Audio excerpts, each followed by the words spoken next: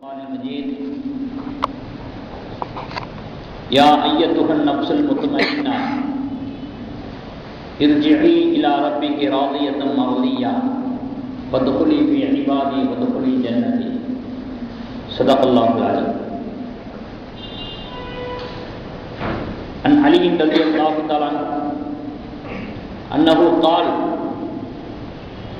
قال رسول الله صلى الله عليه وسلم من غسل ميتا وكفنه وحمله وصلى عليه ولم يفشي عليه ما رأى خرج من خطيئته مثل ما ولدته أمه أو كما قال عليه الصلاة والسلام.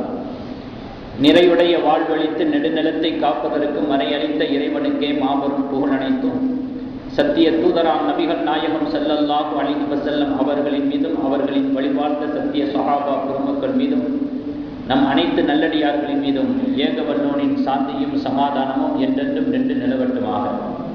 அஸ்ஸலாமு அலைக்கும் வரஹ்மத்துல்லாஹி தஆலா வபரகாத்துஹு. கண்ணியத்திற்குரிய அல்லாஹ்வின் நல்லடியார்களே, அல்லாஹ்வுடைய ஒரு திருவசனத்தை முன்னிறுத்தி சூரத்துல் ஃபஜ்ர் என்ற அத்தியாயத்தினுடைய இறுதி வசனங்களை முன்னிறுத்தி சில விஷயங்களை நாம் தெரிய கடமைப்பட்டிருக்கிறோம். ஜனாசா சம்பந்தப்பட்ட விஷயம், ஜனாசாவுடைய விஷயத்திலே விழிப்புணர்வாக இருக்க வேண்டிய விஷயம், இதை பற்றி தான் இப்பொழுது நாம் தெரிந்து கொள்ள இருக்கிறோம். ஏனென்று சொன்னால் அல்லாஹு தஆலா ஆயத்திலே சொல்லுகிறான், யா ஐயத்துகன் நப்சுல் முத்மஇன்னா, அமைதி பெற்ற ஆத்மாவை, இர்ஜிஇ இலா ரப்பிகி ராதியத்தம் மர்தியா, மன நிறைவு அடைந்தவராக, மன நிறைவை அளித்தவாறு உன்னை படைத்த ஆள்பவனிடத்திலே திரும்பிச் செல். ஃபதுகுலி ஃபீ இபாதி, என்னுடைய நல்லடியார்களோடு இணைந்து கொள். வதுகுலி ஜன்னதி, என்னுடைய சுவனத்திற்குள் நுழைந்து கொள். என்னுடைய நல்லடியார்களோடு இணைந்து கொள், என்னுடைய சுவனத்தில் நுழைந்து கொள். இப்படியாக அல்லாஹ் தஆலா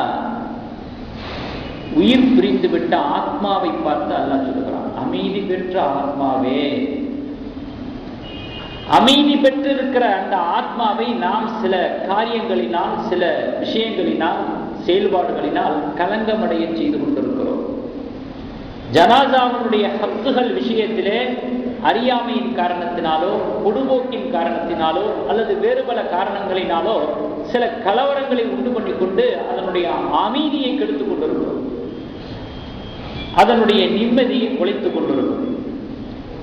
அது விஷயத்திலே நம்முடைய அணுகுமுறை எப்படி இருக்க வேண்டும் என்ற விழிப்புணர்வு சார்ந்த விஷயங்களைத்தான் இந்த சபையிலே சமர்ப்பிக்கப்படுகிறது.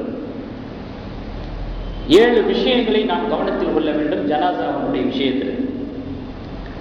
முதலாவது என்ன அப்படின்னு சொன்னா, மையத்தை ஆயிடுச்சு அப்படின்னு சொன்னா உடனே நம்ம செய்ய வேண்டிய முதல் காரியம் அடி கழுவுதல். அடி கழுவுறதுன்னா அந்த கசப்பு மாத்துறதுன்னு சொல்றாங்க இல்லையா, அடி கழுவுதல். பொதுவாக ஒரு மனிதனுடைய உடலிலே 9 துவாரங்கள், அந்த 9 துவாரங்களிலிருந்து உயிர் பிரிந்து விட்டதற்கு பிறகு அசுத்தங்கள் வெளியாகும். உயிர் பிரிஞ்சிருச்சு அப்படின்னு சொன்னா உடலுக்குள்ள அசுத்தம் இருக்காது, வெளியே வந்துடும். இந்த 9 துவாரங்களின் வழியாக அசுத்தங்கள் வெளியேறி நிற்கக்கூடிய அந்த சூழ்நிலையில அதை அகற்றுவது நம் மீது கடமை. மையத்தினுடைய நாம் செய்ய வேண்டிய ஹக்குகள்ல பிரதான முதன்மையான ஹக்கு, அதை அகற்ற வேண்டும், சுத்தப்படுத்த வேண்டும். அதற்குத்தான் கசப்பு மாற்றுவது என்பதாக சொல்வார். அடுத்து அது சம்பந்தமான பணிகளை செய்வதற்கு அதற்கென்று ஒருவரை நாம் நியமித்திருப்போம். அவர் கசப்பு மாத்திட்டு போவார். அதற்கு பல காரணம். நம்முடைய வீட்டார்கள் எல்லாம் சோகத்தில் இருப்பாங்க, துக்கத்தில் இருப்பாங்க. ஆகவே அதற்கென்று இருக்கக்கூடிய ஒருவரை அழைத்து கசப்பு மாத்துறது இருக்கலாம். ஆனாலும் கூட சிறப்பு என்னவென்று சொன்னால், அந்த மையத்துக்கு மிக நெருக்கமாக இருக்கக்கூடிய குடும்பத்தார்களில் ஒருவராக இருந்து குளிப்பாட்டக்கூடிய பொறுப்பை எடுத்துக் கொள்வதுதான் சிறப்பான ஒரு விஷயமாக இருக்கிறது. ஏனென்று சொன்னால் மையத்தை குளிப்பாட்டுகிற பொழுது முகசுளிப்போ கேலி பரிகாசமோ இவைகளெல்லாம் நம்முடைய உள்ளத்திலே வந்துவிடக்கூடாது, கலந்துவிடக்கூடாது. அதற்கு மிகவும் பொருத்தமானவர் குடும்பத்தார்களில் ஒருவராக இருப்பது. முகசுளிப்பு இருக்கக்கூடாது. அதை பற்றிய குறையை பிறரிடத்தில் வெளிப்படுத்துவது என்பது இருக்கக்கூடாது. இஸ்லாம் கடுமையாக கண்டிக்கும். அது மாதிரி ஒரு மனிதாபிமானமற்ற ஒரு செயல், ஈனச் செயல் வேறு எதுவும் கிடையாது. ஒரு மையத்தை கழுவக்கூடிய சூழ்நிலையில, குளிப்பாட்டக்கூடிய சூழ்நிலையில அதனுடைய உறுப்புகள்ல, உடல்ல ஏற்பட்ட ஏதாவது ஒரு குறையை பிறரிடத்துல வந்து சொல்லுவது இருக்கிறதே, அது ரொம்ப மானக்கேடான விஷயம். பெருமானார் ஸல்லல்லாஹு அலைஹி வஸல்லம் அவர்களை அலி ரலியல்லாஹு தஆலா அவர்கள் குளிப்பாட்டினார்கள். ஆடையை களைய முற்படுகிற பொழுது எங்கிருந்தோ ஒரு சத்தம் வருகிறது, ஆடையை நீக்க வேண்டாம், ஆடையை நீக்க வேண்டாம், ஒரு சத்தம் வருகிறது. அலி ரலியல்லாஹு தஆலா அவர்கள் குளிப்பாட்டுகிற பொழுது அதற்கு ஒரு வரலாறு உண்டு. அலி ரலியல்லாஹு தஆலா அவர்கள் ஏன் அந்த குளிப்பாட்டக்கூடிய பொறுப்பை எடுத்துக்கிட்டாங்கன்னா அதுக்கு ஒரு சின்ன ஒரு வரலாறு இருக்கு. பெருமானார் ஸல்லல்லாஹு அலைஹி வஸல்லம் அவர்கள் தவாப் செய்து கொண்டிருக்கக்கூடிய சமயத்திலே அவர்களோடு அலி ரலியல்லாஹு தஆலா அவர்களுடைய தாயார், அதாவது நபி ஸல்லல்லாஹு அலைஹி வஸல்லம் அவர்களுடைய பெரிய தாயார், அவங்களும் தவாப் செய்கிறாங்க. அந்த சமயத்துல அவர்களுக்கு பிரசவம் ஆயிடுது. பிரசவ வலி வந்து விடுகிறது. அவர்களுடைய குணங்களை, தடுமாற்றத்தை உணர்ந்து கொண்ட, புரிந்து கொண்ட பெருமானார் ஸல்லல்லாஹு அலைஹி வஸல்லம் அவர்கள் தன்னுடைய பெரிய தாயாரை அழைத்து மறைவான ஒரு பகுதியில் வைக்கிறார். காபத்துல்லாஹ்ல கொண்டு வந்து வைக்கிறார். பிரசவமாகி விடுகிறது. ஹஜ்ரத் அலி ரலியல்லாஹு தஆலா அவர்கள் பிறந்து விடுகிறார். பெருமானார் ஸல்லல்லாஹு அலைஹி வஸல்லம் அவர்கள் அலி ரலியல்லாஹு தஆலா அவர்களை பிறந்து விட்ட, பிரசவமாகிட்ட அலி ரலியல்லாஹு தஆலா அவர்களை ஜம்சம் தண்ணீரால் கழுவி விடுகிறார். அப்பொழுது சொல்லுகிறார்கள், இப்பொழுது உன்னை நான் கழுவுகிறேன், அன்று நீ என்னை குளிப்பாட்டுவார். அந்த வாக்கு நிறைவேறிவிட்டது. அலி ரலியல்லாஹு தஆலா அவர்கள் தான் பெருமானார் ஸல்லல்லாஹு அலைஹி வஸல்லம் அவர்களை குளிப்பாட்டார். ஆக இங்கிருந்த ஒரு சத்தம் வருகிறது, ஆடையை நீக்க வேண்டாம். அவ்வளவு ஒரு முக்கியமான ஒரு விஷயம் அந்த குளிப்பாட்டுறது அப்படிங்கிறது. உமர் ரலியல்லாஹு தஆலா அவர்களை குளிப்பாட்டும் பொழுது அவர்களுடைய முதுகிலே சாட்டை அடியினுடைய தழும்பு இருந்தது. குளிப்பாட்டியவருக்கு வியப்பு. உமர் ரலியல்லாஹு தஆலா அவர்களை போய் யாராவது சாட்டையால் அடிக்க முடியுமா? அவர்களை பார்த்தா ஷைத்தானே ஓடுவான். யாருக்கு அந்த துணிச்சல் இருக்கிறது? எப்படி இந்த சாட்டை அடியினுடைய தழும்பு முதுகிலே பட்டிருக்கும்? அவர்களுடைய துணைவியாரிடத்தில் போய் கேட்கிறார்கள், இந்த மாதிரி சாட்டையினுடைய தழும்பை பார்த்தனே, அது எப்படி வந்துச்சு? அவர்களுடைய துணைவியார் சொல்கிறாங்க, உமர் ரலியல்லாஹு தஆலா அவர்கள் தன்னுடைய பகல் பொழுதை 3 பகுதியாக பிரித்து வைத்துக் கொள்வார்கள். ஒன்று தொழுவதற்காக, இன்னொன்று அரசியல் விவகாரங்களில் ஈடுபடுவதற்காக, மூன்றாவது ஓய்வு கொள்வதற்காக. இப்படி 3 பகுதிகளாக பிரித்து வைத்து தன்னுடைய பகல் பொழுதை கழிப்பார்கள். ஒரு தடவை ஓய்வு நேரம், அரசியல் விவகாரங்களுக்கான அந்த நேர பகுதி முடிந்ததற்கு பிறகு தொழுவதற்காக செல்கிறார்கள். ஒருவர் ஓடோடி வந்து நீதி கேட்டு நிற்கிறார், பிரச்சனையை முன்னிறுத்தி பேசுகிறார். உமர் ரலியல்லாஹு தஆலா அவர்களுக்கு கோபம் வந்து விட்டது, சாட்டை எடுத்து அடித்து விட்டார்கள். இவ்வளவு நேரம் அதற்காக வேண்டிய உட்கார்ந்திருந்தேன், அப்பொழுதெல்லாம் வராமல் தொழக்கூடிய சமயத்திலே தொழுகையை இடையூறு செய்வதற்காக வருகிறாயா என்று ஓங்கி அடித்து விடுகிறார். அடி வாங்கியவர் சென்று விட்டார். உமர் ரலியல்லாஹு தஆலா அவர்களுக்கு உறுத்துகிறது, உள்ளம் உதைக்கிறது. அவர்கள் தனக்குள்ளாக சொல்லிக் கொள்கிறார்கள், எதற்கும் உபயோகமற்ற உமராக இருந்த நீர் அமீரில் முஃமினாக ஆகிவிட்டீர், அரபகத்துக்கு அமீராக, அனைத்து முஸ்லிம்களுக்கும் அமீராக ஆகிவிட்டீர். இந்த நேரத்திலே ஒருவர் நீதி கேட்டு வந்து நிற்கிறார், சாட்டையால் அடித்து விரட்டி விட்டீரா உமரே? அவர்களுக்குள்ளாக பேசிக் கொள்கிறார். சாட்டை எடுக்கிறார்கள், தங்களுக்கு தாங்களே அடித்துக் கொள்கிறார்கள். அலம் யஜிதுக யதீமன் ஃபஆவா.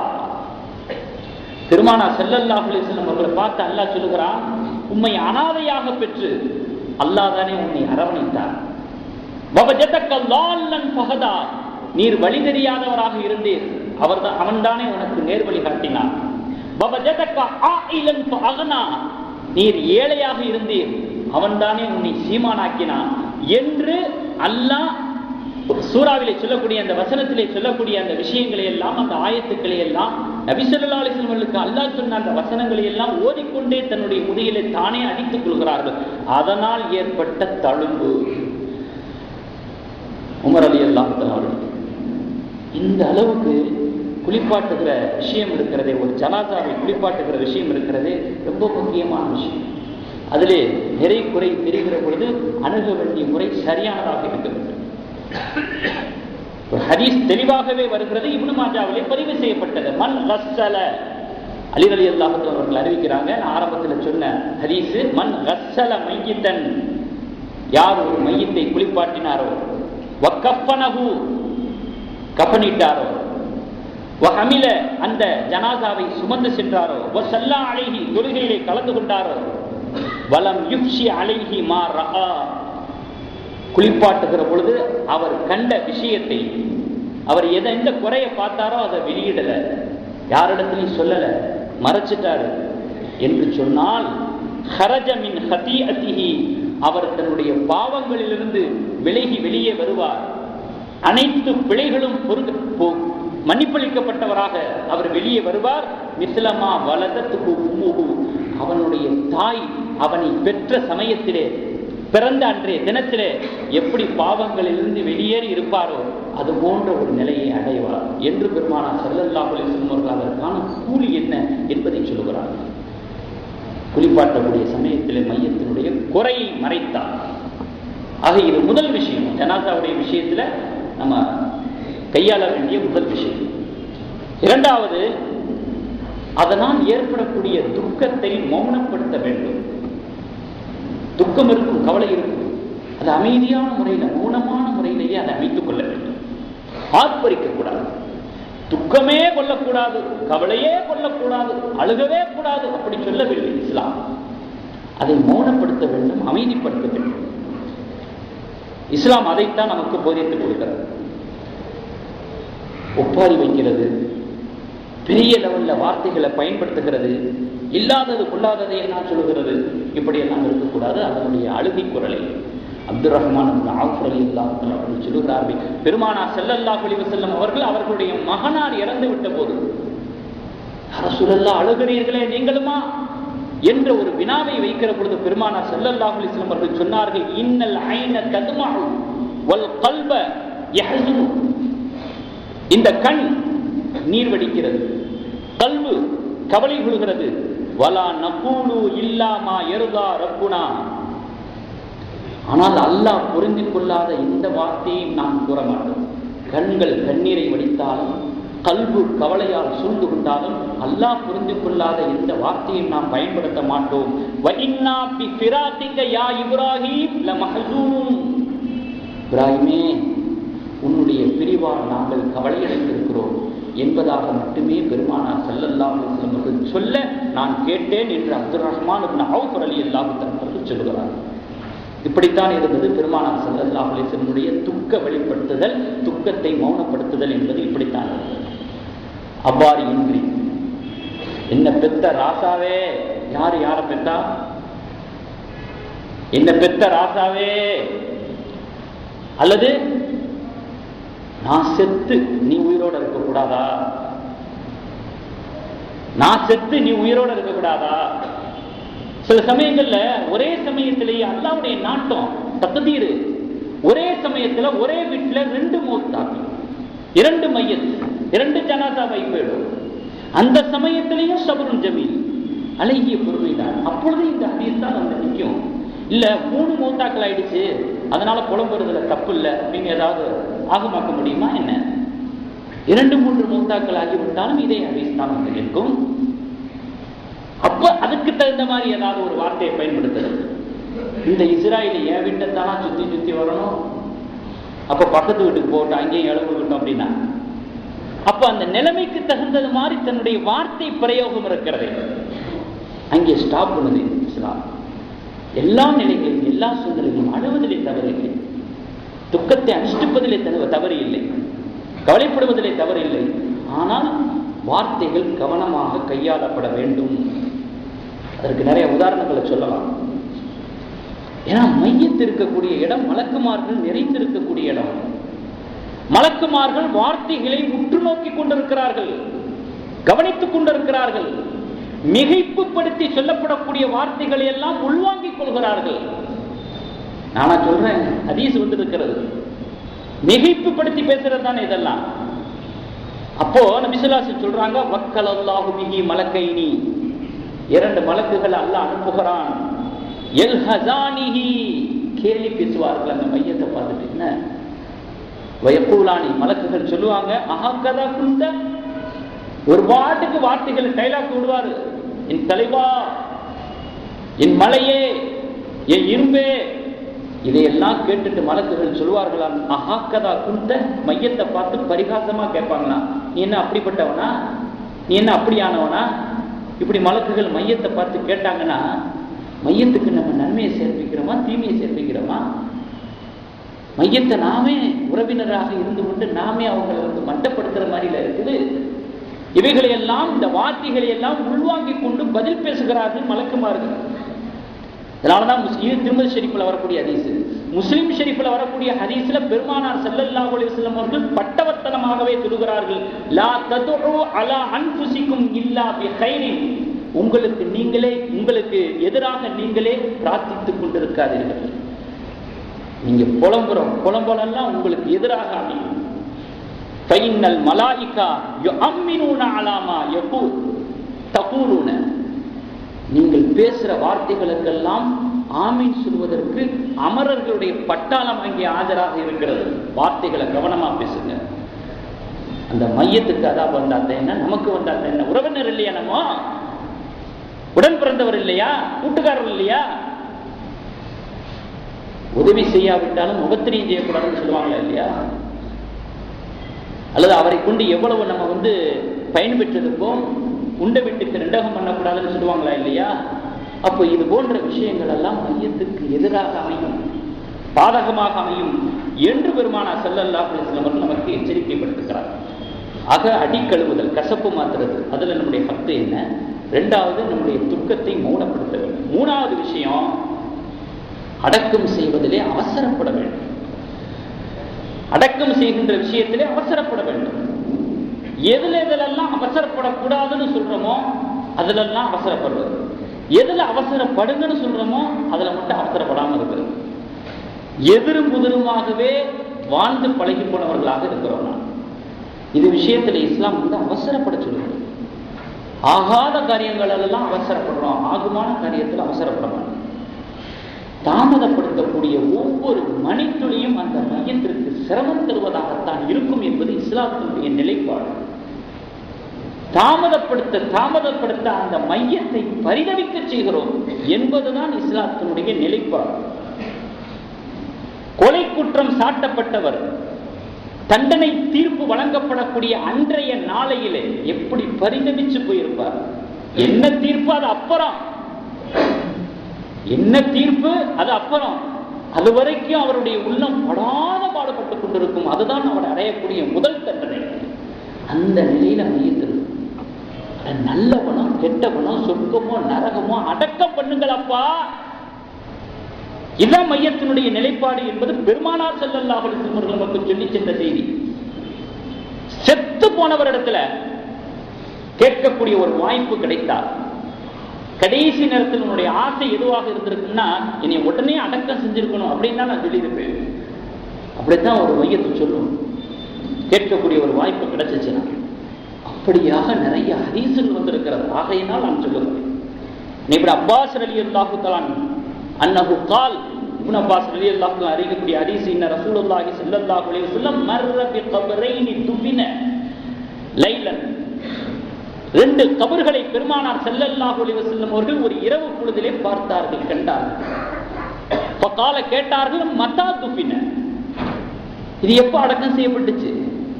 இங்க கபரை நான் பார்க்கிறேனே, இது எப்ப அடக்கம் செய்யப்பட்டுச்சு? காலு, மக்கள் சொன்னார்கள், அல் பாரிஹத, இரவுல.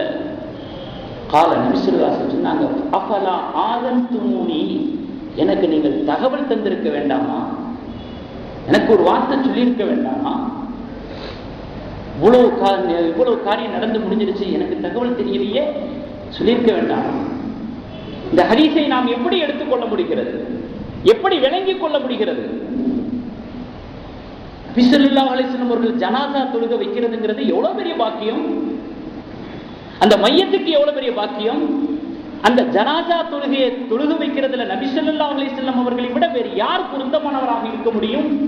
இப்படியெல்லாம் இருந்தும் கூட முனாஃபிக்குகளுடைய தலைவனாக, நயவஞ்சகர்களின் தலைவனாக இருந்த அப்துல்லா இப்னு உபை தெளிவாகவே சொன்னான், எனக்கு ஜனாஸா தொழுக பெருமானார் ஸல்லல்லாஹு அலைஹி வஸல்லம் தான் வைக்கணும்னு. அவர்களுடைய மேலாடை தான் எனக்கு கஃனாக இருக்க வேண்டும் என்று முனாஃபிக்குகளுடைய தலைவனே ஆசைப்பட்டான். அதனுடைய பரக்கத்தை விளங்கி இருந்தான். அப்படி இருக்கும் பொழுது வேக வேகமாக அவர்களுக்கு தகவல் கூட போகவில்லை, அடக்கம் செய்து விட்டார்கள் என்று சொன்னால் அண்ணன் பெருமானார் ஸல்லல்லாஹு அலைஹி வஸல்லம் அவர்கள் அவசரப்படுதல் என்பதிலே உள்ள அர்த்தத்தை புரிந்து கொண்டார்கள் சஹாபாக்கள். இப்படித்தானே நாம் விளங்க முடிகிறது. அதே போல மூணாவது விஷயம், இது நம்ம அடக்கம் செய்வதிலே அவசரப்படுது, ஜனாசாவுடைய விஷயத்திலே நாம் அணுக வேண்டிய முறைகள். மூணாவது விஷயம் என்ன அப்படின்னு சொன்னா,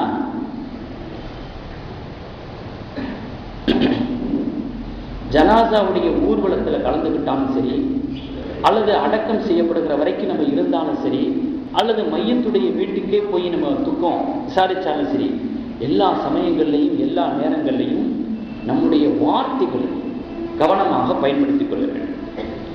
ஏனென்று சொன்னால் அந்த சமயத்திலே மலக்குமார்களுடைய எண்ணிக்கை அதிக அளவு இருக்கிறது. ஒரு ரகசிய போலீஸை போல அவர்கள் சுற்றி வலம் வந்து கொண்டிருக்கிறார்கள். இந்த மையத்தை பற்றி மக்களுடைய கருத்தோட்டம் என்ன, அபிப்பிராயம் என்ன என்பதை உளவறிந்து கொண்டிருக்கிறார்கள், தகவல் சேகரித்துக் கொண்டிருக்கிறார்கள். மலக்குமார்களுடைய பெரும் திரள். அதன் போது நம்முடைய வார்த்தைகள் கவனமாக பயன்படுத்தப்பட வேண்டும்.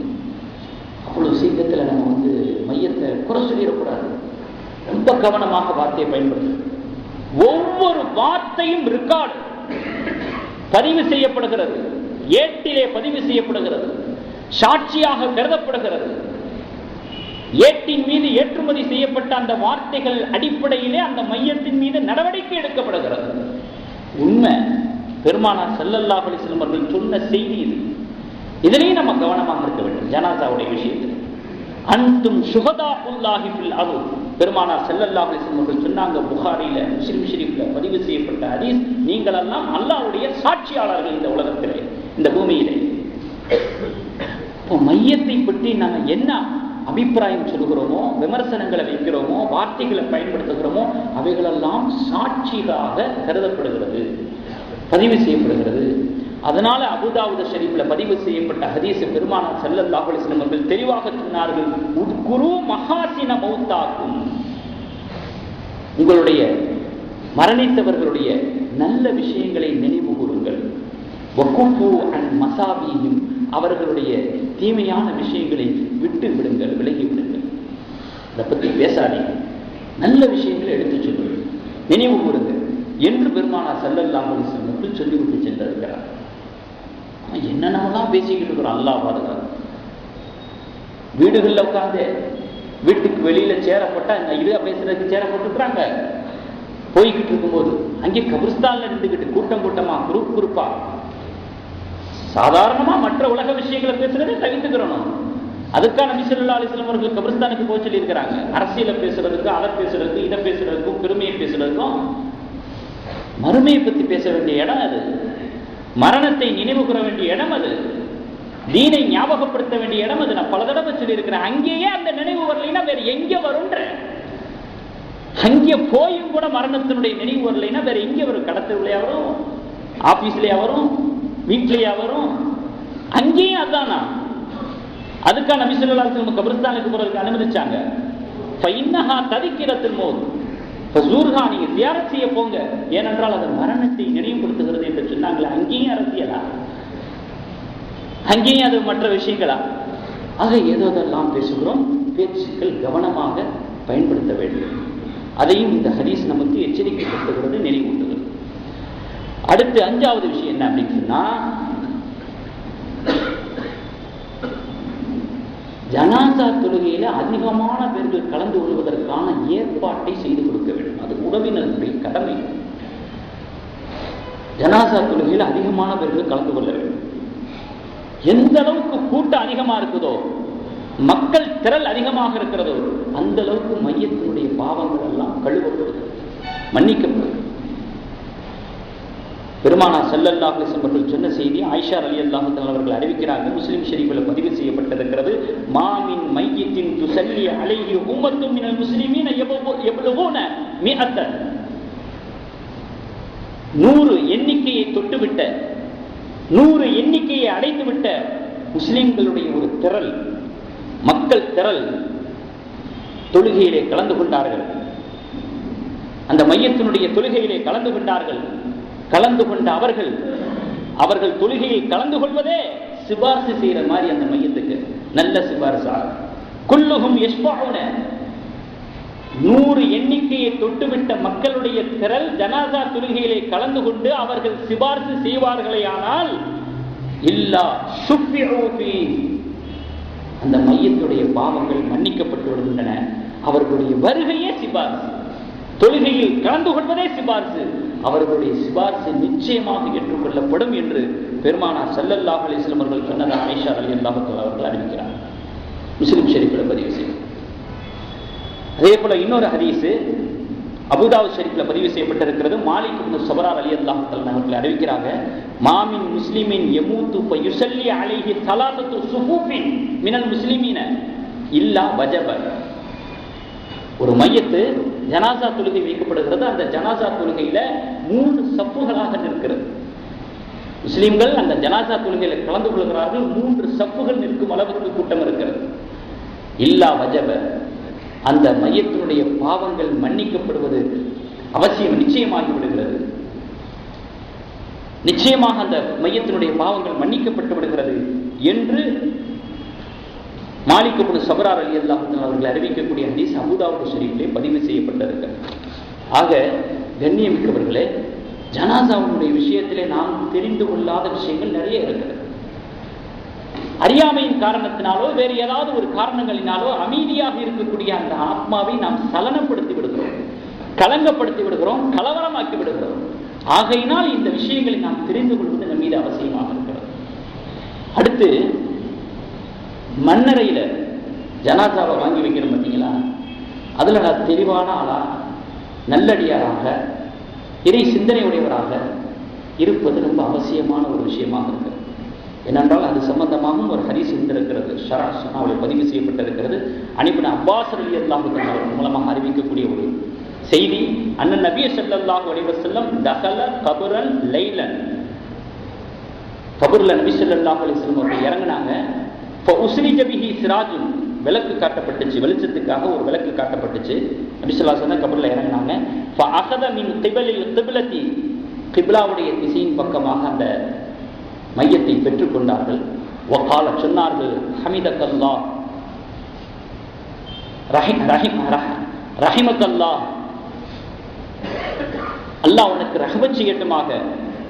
இன் குன்த லப்பாஹன் வ தல்லாஹன் லில் குர்ஆன், நீ எப்பொழுதுமே அல்லாஹ்வை நினைவு கூறக்கூடியவராக இருந்தீர், அல்லாஹ்வை எப்பொழுதும் நீ நினைவு கூறக்கூடியவராக இருந்தீர், குர்ஆனை அதிகமாக ஓதக்கூடியவராக இருந்தீர் என்று பெருமானார் ஸல்லல்லாஹு அலைஹி வஸல்லம் அவர்கள் துஆ செய்தவர்களாக அந்த மையத்தை வாங்கி கீழே வைத்தார். ஷரஹ் சுன்னாவிலே பதிவு செய்யப்பட்டிருக்கிறது. திருமதி ஷரீஃபில் பதிவு செய்யப்பட்ட ஹதீஸ், இப்னு உமர் ரலியல்லாஹு தஆலா அவர்கள் மையத்தை வாங்கி குழிக்குள்ள இறங்கிடுவாங்க. மையத்தை வாங்கி வைக்கும் பொழுது பிஸ்மில்லாஹி வ பில்லாஹி வ அலா மில்லத்தி ரசூலில்லாஹ் என்ற துஆவை ஓதியவர்களாக அந்த மையத்தை வாங்கி கீழே வைப்பார்கள். மூணாவது, நபி ஸல்லல்லாஹு அலைஹி வஸல்லம் மகளார் உம்மு குல்சும் ரலியல்லாஹு தஆலா அவர்களை கபரில் மையத்தை வாங்கி இறக்கி வைக்கும் பொழுது நபி ஸல்லல்லாஹு அலைஹி வஸல்லம் அவர்கள் அங்கிருந்து பார்த்தவர்களை பார்த்து, அங்கிருந்து இருக்கக்கூடியவர்களை பார்த்து சொன்னாங்க, இன்று இரவு குடும்ப உறவுல ஈடுபடாதவங்க யாராவது இருக்கிறீங்களா அப்படின்னு சொல்லி கேட்டாங்க. அபூ தல்ஹா ரலியல்லாஹு தஆலா அவர்கள், நான் இருக்கிறேன், யாரும் சொல்லலாங்க, நீங்க இறங்குங்க குழியில என்று சொன்னார். இந்த அளவுக்கு பார்த்து பார்த்து செய்யக்கூடிய ஒரு விஷயம் குழிக்குள்ள இறங்கி மையத்தை வாங்கி வைக்கிறது, அதற்கான துஆவை ஓதுவது, அதனுடைய முறைகள் பேணி செய்வது, அதிலையும் பெருமானார் ஸல்லல்லாஹு அலைஹி வஸல்லம் அவர்கள் கவனம் செலுத்தியிருக்கிறார்கள். நாமும் கவனம் செலுத்த கடமைப்பட்டிருக்கிறோம். இதுவும் நம்முடைய சிந்தனையில் தெரியப்படக்கூடிய விஷயமாக இருக்கிறது. அடுத்து, தஃபனுக்கு பிறகு கொஞ்ச நேரம் தாமதித்து இருக்க வேண்டும். 7வது விஷயம், அடக்க செஞ்சதுக்கு பிறகு கொஞ்ச நேரம் குறைந்தபட்ச உறவினர்களாகவும் தாமதித்து இருக்க வேண்டும். இதெல்லாம் இல்லாமல், ஏன்னா சில பேர் ஃபோன்லேயே தகவல் கேட்டு அறிஞ்சுக்கிடுவாங்க, அப்படியா மையத்தான். சில பேர் அன்றைய தினத்தில் வந்து விசாரிச்சுட்டு போவாங்க, வந்து விசாரிச்சுட்டு உடனே போயிடுவாங்க. சில பேர் மறுநாள் வந்து விசாரிச்சுட்டு போவாங்க. சில பேர் ஜனாசா தொழுகை வரைக்கும் கலந்துக்குருவாங்க, சில பேர் பின்தொடர்ற வரைக்கும் வருவாங்க, சில பேர் அடக்க செய்கிற வரைக்கும் இருப்பாங்க. இப்படியெல்லாம் இருக்கு. அவரவர்களுடைய சூழ்நிலையை பொறுத்து, அவர்களுடைய சிந்தனைகளை பொறுத்து. குறைந்தபட்ச உறவினர்கள் ஆகுவது தஃபன் செஞ்சதற்கு பிறகு, அடக்கம் செய்ததற்கு பிறகு சிறிது நேரம் தாமதித்திருக்க வேண்டும். ஏன் தாமதிச்சிருக்கணும்? காரணம் இருக்கிறது. ஏனென்று சொன்னால், மையத்து பயமான ஒரு சூழ்நிலையில ஒரு புதுமையான அணுகுமுறைக்குள் நுழைக்கிறது. இதுவரை கண்டிராத ஒரு சூழ்நிலை, பயமான ஒரு சூழ்நிலை, புதிய அணுகுமுறை, இதற்குள் மையத்து செல்லுகிறது. செல்லக்கூடிய அந்த சமயத்தில் உதாரணமா ஒரு புது மணப்பெண்ணை வழி அனுப்பிச்சு வைக்கும் பொழுது வீதி வரைக்கும் வருவாங்க, வாகனம் வரைக்கும் வருவாங்க, வாகனிச்சு வருவாங்க. ஏன்னா புது மணப்பெண் ஒரு இடத்துல போகும்பொழுது அதனுடைய உள்ள எப்படி இருக்கும் அப்படிங்கிறது தெரிஞ்சு வச்சிருக்கிறதுனால. இது மாதிரி அந்த மையத்து ஒரு பயமான ஒரு சூழ்நிலையில முதலாக ஒரு புதிய அணுகுமுறைக்குள் செல்லுகிறது. அப்படி செல்லக்கூடிய சமயத்தில் ஏதோ உள்ள வச்சோம், மண்ணை தள்ளினோம், ஏதோ துவா செஞ்சோம், போனோம் என்பதாக மட்டும் இல்லாமல் குறைந்தபட்சம் உறவினர்களாக என்ன செய்ய வேண்டும் என்று சொன்னால், சிறிது நேரம் தாமதித்து இருக்க வேண்டும் அந்த இடத்துக்கு. அந்த மையத்திடத்துல சொல்லணும், மலக்குகள் வருவாங்க, நீங்க பயப்படாதீங்க. இந்த மையத்திடத்துல சொல்லணும், மலக்குகள் வருவாங்க, நீங்க பயப்படாதீங்க, நீங்க களிமா சொல்லுங்க, உங்களை ஒன்றும் செய்ய மாட்டாங்க என்பதாகவெல்லாம் அந்த மையத்திடத்திலே பேச வேண்டும். அதற்கு பேர் தான் தல்கீன் என்பதாக சொல்லப்படும். இப்படி பேசுறதுக்கு பேர் தான் தல்கீன். இப்படியாக செய்ததும் சொன்னதும் அந்த மையத்தினுடைய திடுக்கம் விலகிவிடுகிறது. பதில் சொல்லுவதற்கு அந்த மையத்து தன்னை தயார்படுத்திக் கொள்கிறது. ஏனென்று சொன்னால், இந்த காலடி ஓசைகள் அடங்குகிற வரை மலக்குகள் வரமாட்டாங்க. காலணி அல்லது காலடி ஓசை அடங்குகிற வரை மலக்குகள் வரமாட்டாங்க. அதற்குள்ளாக அந்த மையத்தை தன்னை தயார்படுத்திக் கொள்வதற்காக ஆறுதலான வார்த்தைகளை, அவசியமான வார்த்தைகளை, சாந்தப்படுத்தும் வார்த்தைகளை, தைரியமான வார்த்தைகளை சொல்லிக் கொடுக்க வேண்டும் என்பதுதான் கல்வி. ஹதீஸ் வருகிறது, தபரானில பதிவு செய்யப்பட்டது. அபீ உமாமா ரலியல்லாஹு தஆலா அவர்கள் அறிவிக்கிறாங்க, அமரனா ரசூலுல்லாஹி ஸல்லல்லாஹு அலைஹி வஸல்லம், நபி ஸல்லல்லாஹு அலைஹி வஸல்லம் அவர்கள் எங்களுக்கு ஏறிய விஷயம். கால சொன்னார்கள், இதா மாத்த அஹதும் மின் இஹ்வானிக்கும், உங்களுடைய சகோதரர்களில் ஒருவர் இறந்து விட்டால், ஃபஸப்பைத்துமு துராப அலா கப்ரிஹி, மண்ணை தள்ளிவிட்டு மூடிவிட்டால், மண்ணை தள்ளி மூடிவிட்டால், ஃபல்யகும் அஹதுக்கும் அலா ரஅஸி கப்ரிஹி, உங்களில் ஒருவர் அந்த மையத்தினுடைய கபரினுடைய தலைமாட்டில் நின்று கொள்ளட்டும், தலைமாட்டில் நின்று கொள்ளட்டும். சும்மையப்போது பிறகு அவர் சொல்லிக் கொடுக்கட்டும், குரல் கொடுக்கட்டும், யா புலான் இப்னு புலான், பெயரை சொல்லி, இன்னாருடைய மகன் இன்னாரே, யாருடைய மகனாரோ அந்த பெயரை சொல்லி, இன்னாருடைய மகன் இன்னாரே, குரல் கொடுக்கட்டும். ஃபஇன்னஹு யகூலு,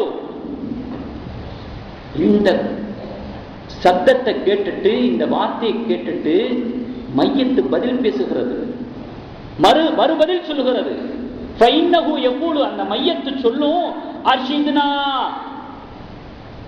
எனக்கு ஏதாவது வழி சொல்லுங்களேன், இரஹமுக்கல்லாஹ், அல்லாஹ் உங்களுக்கு ரஹமத் செய்யட்டும், என்னுடைய நிலை இப்படி இருக்குது, ஏதாவது எனக்கு வழி சொல்லுங்களேன். லகுவா கேட்டுடலாம். அந்த நிலையில் இருந்து கொண்டு இருக்கக்கூடிய அந்த மையத்தினுடைய நிலையை அப்படி காட்சியில கொண்டு வாங்க, எனக்கு ஏதாவது வழி சொல்லுங்களேன் என்பதாக அந்த மையத்தை கேட்கிறது. வலாக்கின் லா தஷ்உரூன, பெருமானார் ஸல்லல்லாஹு அலைஹி வஸல்லம் சொல்லுகிறார்கள், அதை நீங்கள் செவி கொடுத்து கேட்க மாட்டீர்கள். உங்களுடைய செவியிலே காதை தொடாதது.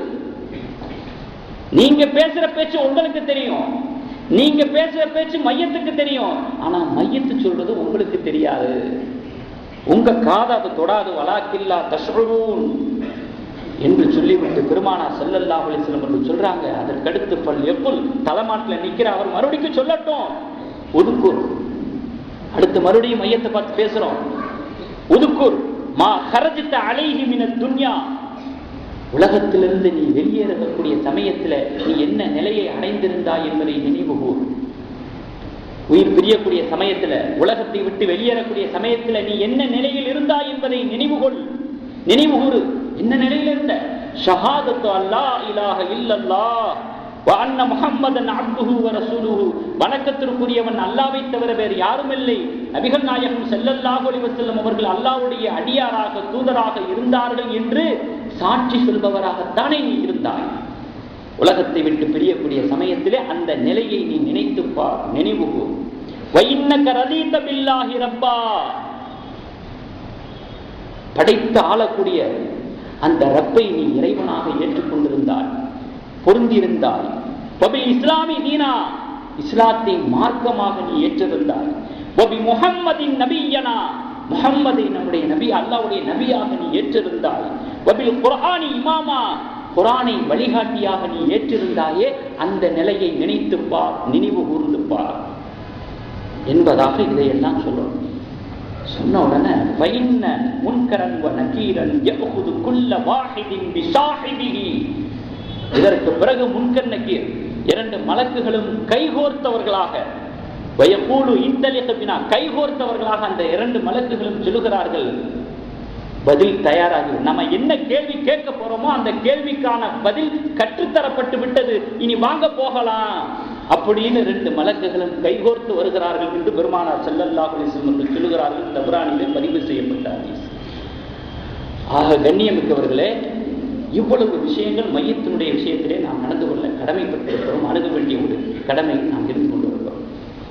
அம்ர் இப்னு ஆஸ் ரலியல்லாஹு அன்ஹு அவர்கள் தெளிவாக சொல்கிறார்கள், முஸ்லிம் ஷரீஃபிலே பதிவு செய்யப்பட்ட ஹதீஸ், என்னுடைய ஜனாதாவை அடக்கம் செய்ததற்கு பிறகு, மண்ணை மூடியதற்கு பிறகு, கபரை மூடியதற்கு பிறகு ஒரு ஒட்டகத்தை அறுத்து அதனுடைய தோலை உரித்து அதனுடைய கரியை பங்கீடு செய்தால் எவ்வளவு நேரம் ஆகுமோ அந்த நேரம் அளவிற்கு எல்லோரும் அங்கே இருக்க வேண்டும் என்று நான் ஆசைப்படுகிறேன்.